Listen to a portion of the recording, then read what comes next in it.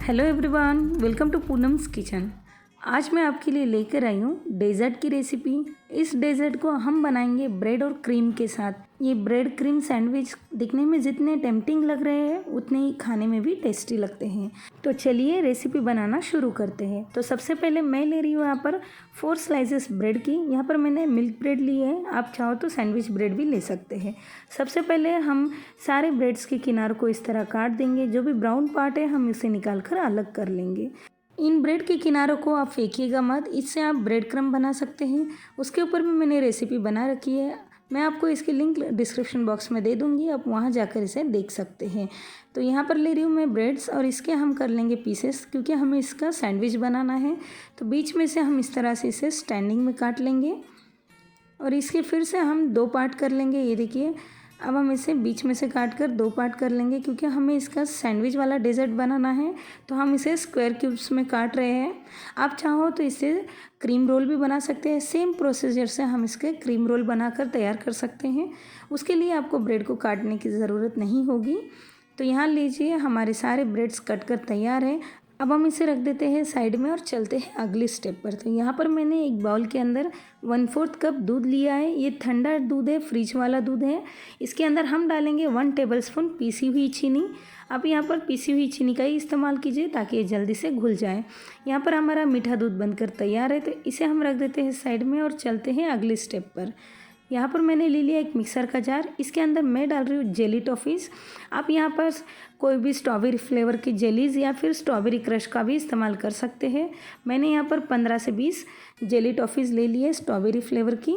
अब हम इसके अंदर डाल देंगे 1 टेबलस्पून वाटर और इसे अच्छे से फ़ाइन पेस्ट बनाकर तैयार कर लेंगे। तो यहाँ देखिए, इसका फ़ाइन पेस्ट बनकर तैयार है। आप यहाँ पर इसकी जगह स्ट्रॉबेरी क्रश या स्ट्रॉबेरी जैम का भी इस्तेमाल कर सकते हैं। तो ये बनकर तैयार है। तो अब हम ले लेते हैं यहाँ पर एक बाउल के अंदर व्हिप क्रीम। तो यहाँ पर मैंने 1/4 कप व्हिप क्रीम ली है। यहाँ पर हमें इस डेज़र्ट में व्हिप क्रीम का इस्तेमाल बहुत कम करना है, इसलिए हमने सिर्फ 1/4 कप व्हिप क्रीम ली है। अब हम इसे स्टिफ पिक आने तक बीट करेंगे। परफेक्टली व्हिप क्रीम कैसे व्हिप की जाती है इसके ऊपर मैंने वीडियो बना रखा है, उसकी लिंक मैं आपको डिस्क्रिप्शन बॉक्स में दे दूँगी, आप वहाँ जाकर देख सकते हैं। तो यहाँ देखिए, 2 से 3 मिनट के अंदर ही हमारी क्रीम अच्छे से व्हिप होने लगी है, बहुत ही अच्छे से स्टिफ पिक आने लगे हैं। तो अब हम इसके अंदर डाल देंगे जो हमने जेली चॉकलेट का क्रश बना कर रखा था।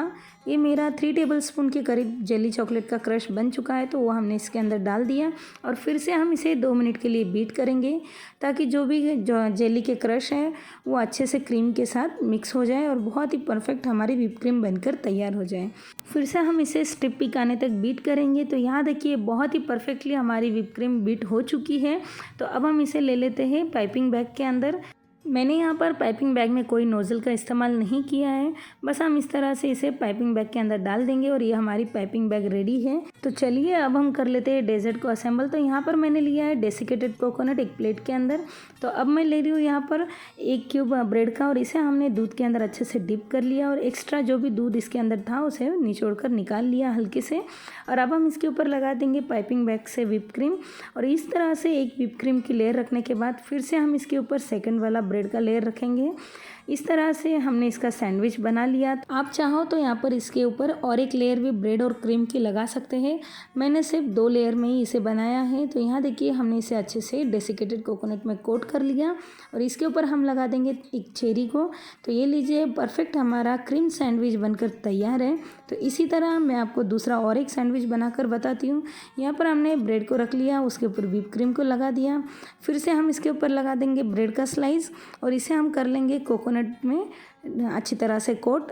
तो यहाँ देखिए, सभी तरफ से हमने इसे कोकोनट में कोट कर लिया और इसे गार्निशिंग कर रहे हैं हम चेरी के साथ। आप चाहो तो यहाँ पर कोई भी जेली के साथ भी इसे गार्निशिंग कर सकते हैं। तो ये लीजिए, यहाँ पर मैंने सारे क्रीम सैंडविच बनाकर तैयार कर लिए।